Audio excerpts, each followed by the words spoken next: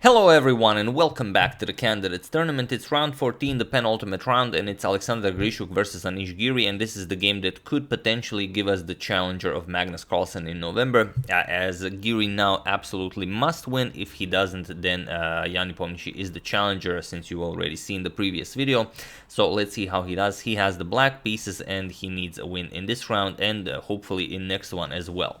So Grishuk has the white pieces and he opens with d4. We have knight to f6 by Giri, c4, we have e6, knight to f3, and now you could play a lot of different ideas here, but Giri goes for b6. He goes for the Queen's Indian defense, and this is something that we mentioned ever since Alpha 0 completely destroyed the Queen's Indian defense, that it's probably not playable on that level, but for humans, you know, if you prepare something for your opponent, then it seems to be playable. And this is, of course, why Giri uses it in the Candidates Tournament. So here we have g3, preparing to counter black's light square bishop with bishop to g2. Both players fianchetto their light square bishops, and now bishop to b4 with check. Bishop to d2 and now c5. So nothing new here, this has all been played before. We have bishop captures, c captures, doubling the b pawn, but you will play a5 in the future, maybe even a4, and those pawns could be very strong. So here we have castles by both players, castles, and now knight b to d2. Nicely continuing development, black does the same. We have d6, queen to b3 now attacking the pawn, and this is what we had in mind, a5. So this is what Giri plays. We have a3 trying to undermine that pawn, and now knight to a6. Point being that if now captures, knight can capture, and this is now well, a wonderful position for black. You have a very nicely placed knight on b4, and white doesn't really have all that much to show for. So instead of capturing here, of course, Sasha just continues developing. We have rook f to d1, and now queen to e7, developing the queen, connecting the rooks, and now knight to e1, offering a trade of light square bishops, which Giri goes for. We have bishop captures, and here's a very interesting moment in the game where Grishuk can capture with the king, but also with the knight. He captured with the king, and capturing with the king is a completely new move in this position, and it's very interesting because there are, I think, around 17 games that reach this exact same position, and one of the more notable ones is from the Max Euwe Memorial in 1987. Anatoly Karpov, world champion Anatoly Karpov, had this position against Viktor Korchnoi, and he also captured with the knight, and he won that game very nicely and very quickly, I think, in some 15 moves after capturing this bishop. But Grishuk probably knows about that game and about the other games as well, and probably why he decided to play king captures, maybe to avoid Anish's preparation regarding this matter. So king captures on g2, already a completely new game as of move 14. So here we have h5. In the future you can play something like h4, maybe try and bust open the position here. Knight to c2, and now comes b captures on a3. We have b captures on a3, and now rook a to b8. So defending the b6 pawn. We have e4, grabbing more space in the center, and now Giri strikes in the center with e5. We have queen to d3, defending the d4 pawn, and now knight to c7, shifting the knight over to e6. We have rook a to b1, and now knight to e6 as planned, putting more pressure on the d4 pawn, and now rook to b5. So that's a very nicely placed rook there, putting more pressure on the e5 pawn. Also, at some point you might even consider rook d to b1, putting more pressure on the b6 pawn. Here we have rook f to e8 by Giri, and now comes h4. Just solidifying on the king side. Giri plays g6, and now even f3, and this is seemingly a weakening of the position, but not really, as it's not really that kind of a position where black can just, you know, sacrifice something and attack. The pawn is just improving white's situation here in the center. So here we have knight back to d7 by Anish, and now knight to f1, shifting that knight over to e3.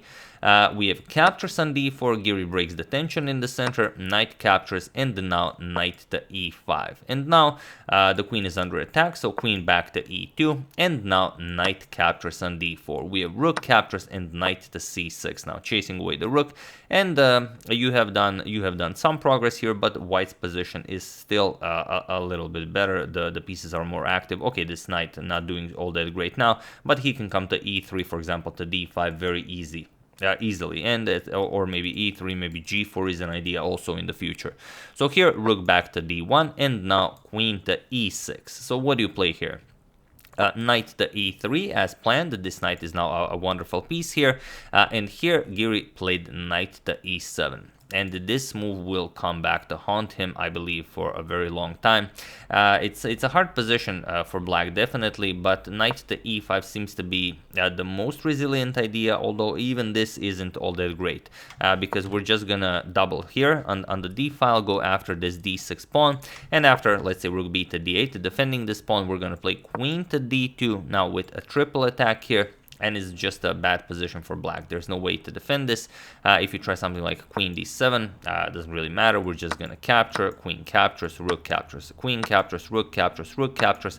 And now if rook to c8 with a double attack on the rook here, we don't trade with rook captures, we go back, and then we just play this position. We're up a pawn, and we're just going to bring the king closer to the action, push back the knight, and just enjoy a superior game. So this is probably the best Giri has, but he wanted more. He played knight to e7, controls the f5 square, now wants to push f5, but this doesn't really work all that great for him. So if you wanna figure out what Grishuk played here, feel free to pause the video and try to find well, a reasonable move here for white while I give you a couple of seconds. So for those of you who were able to do it, congratulations on finding either queen to d2 or queen to b2. Both are very nice moves, just going after those pawns. Grishuk played queen to d2, and now you have serious problems here, because you can't defend this pawn with the rook, because this pawn falls, and if you defend it with this rook, then we start attacking with the g4, and this is the problem constantly for black. Captures is a threat here because the rook also covers that h5 square, so black simply cannot allow this. If you play something like knight to c6, we're just gonna capture, trade everything off, captures, move the king, bring the rook to g1. The queen has a very clear axis, the knight can come to f5. I'm sure there's like 10 different ways you can win this position. So instead, after this g4 move, we would have to play something like h captures, which is just bad because you allow knight captures, and then a lot of different ideas become possible. The knight and the queen both control the h6 square. You can play h5, then you can maybe play knight h6 check. You could bring the rook very easily into the game if the position opens up. So this would just be winning for white, and no doubt Sasha would have very little problems converting this. So instead, after queen to d2, Anish tried f5, as this was the plan, and now comes queen captures on d6. There's no point in waiting with this, and you don't want to capture with the queen because rook captures, and then you lose this pawn as well. If you try defending that, then you no longer defend the g6 pawn. So that's a pretty big issue. So after this, we have knight to c6, and then comes e captures on f5. And this is really a wonderful move, because if the knight is captured, then of course queen captures on g6, and black's entire position falls apart, and the white king is perfectly safe here. For example, if king to h8, we just play f6, and that's it. We either deliver checkmate, or you can try something, but not much. If this, for example, if rook to g8, you don't have queen to h6 because the queen covers that, but there's still the rook. I know you forgot about this rook for the second time now, but rook captures on h5 does exist, and that's it. Queen h6, this is just checkmate, or queen captures, doesn't really matter. So instead, after e captures on f5, we have g captures. The knight for the moment cannot be captured, and then only now queen captures on e6. Eliminate the defender of the f5 pawn, rook captures, and now knight captures on f5. And now you're simply up 2 pawns, and this is simply too much, especially in a classical game, well, not much can be done here. Giri played knight to e5. He will of course fight on. The c4 pawn is under attack, but now rook to d6, attacking the rook here. We have rook back to e8. If you trade, then knight captures, defends the pawn here. So of course black cannot afford any more trades. We have rook back to e8, and now rook to d4, just nicely defending that. Also, you have support for g4 at any time. So knight to c6, attacking the rook, rook back to d2 now, not allowing any rook to e2 lifts. So here we have rook b to d8, offering a trade here, and Sasha very happily obliges. Rook captures, and now we don't go rook captures pawn, because then you allow some rook d2 check, and then maybe rook d3 with some attacks here. It's all lost for black, but you don't want to give him any chances. So here rook d5, and now comes rook captures on d5. C captures, we have knight to e5, and now knight to d6. We have king to f8, and it was in this moment that both players have reached time control, so time is no longer an issue in this game. I don't think it ever was. I think Giri was maybe playing a bit faster to make Sasha lose more time quickly, but if that was the case, it didn't work out all that well. So king to f2, Grishuk starts bringing the king into the game. King e7 attacks the knight, knight b5, and now king to f6. We have king e3. The pawns are just too many in number. We have king to f5, now knight d6 check, king back to f6, king to e4 now. You cannot, prevent the white king from going forward. Knight d7, now king to d4. We have king to e7, now knight to b5. All of these squares are nicely covered, so the black king can't really enter the game from here. King to f6, and now knight to c3. So what do you do now? Not much you can. We have king to f5, now knight to e4. And again, really no moves here for black. King to g6 was played, but now g4. We have b5, trying to create maybe a pass pawn, maybe with captures on a4. Maybe it's possible in some crazy universe, but here Sasha just played knight to c5, and it was in this position on move 51 that Anish Giri resigned the game, and a victory for Alexander Grishuk, which goes a long way, because this means that one whole round before the candidates end, Jan Nepomniachtchi is the challenger to Magnus Carlsen in November.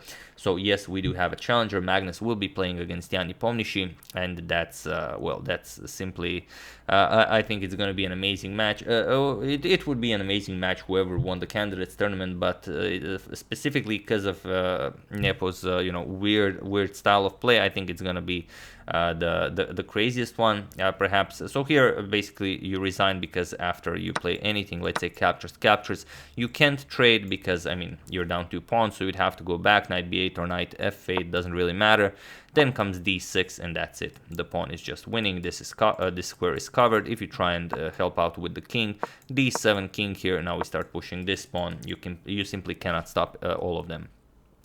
So yeah, Giri tried, it didn't work out, and all of a sudden he was down 2 pawns, and it was just over.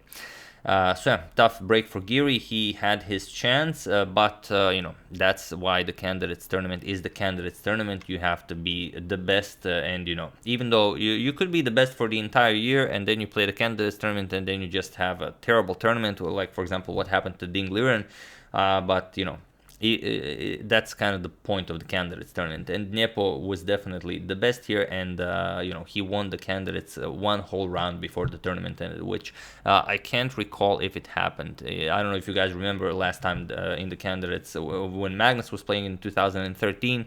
It wasn't up until the very last game that he knew that he was gonna be the challenger to Vishwanathan Anand. But yeah, also one very interesting thing, if you guys are interested, and Nepo is the only top 10 or maybe even the top 20 player, or maybe even the top 100 player that has a positive score against Magnus Carlsen in classical time format. I think I could be wrong here, but I think Nepo defeated Magnus 4 times in classical chess, and Magnus only defeated Nepo once or maybe twice. I don't know, stopped counting after a while, but he is one of the I don't think he's the only person to have a positive score against Magnus in classical, as someone also mentioned this on Twitter, but I think out of the top 100, I think he is the only person. But not only that, Jan Nepomniachtchi also has a positive score against Vishwanathan Anand, against Vladimir Kramnik, against Garry Kasparov, and against Anatoly Karpov. Okay, against Kasparov and Karpov, those were not classical games, those were rapid games, but interestingly, against a lot of famous world champions, Nepo has a positive score. So we'll see what happens in November/December. It's going to be really awesome, and we will of course cover the last round of the tournament, even though it no longer affects the results. That's the game. Hope you guys enjoyed it. I would like to thank Matthew Benoit, Brad Rice, Rahul Karnat, Tiberiu, and Craig Wall for a contribution to my channel. Thank you a lot. I really appreciate it. As usual, you can check 2 of my previous videos here. Thank you all for watching, and I will see you soon, continuing the coverage of the candidates, checking up on your wonderful suggestions, and whatever else happens in the chess world. Thank you all. I will see you soon, and have an excellent rest of your day.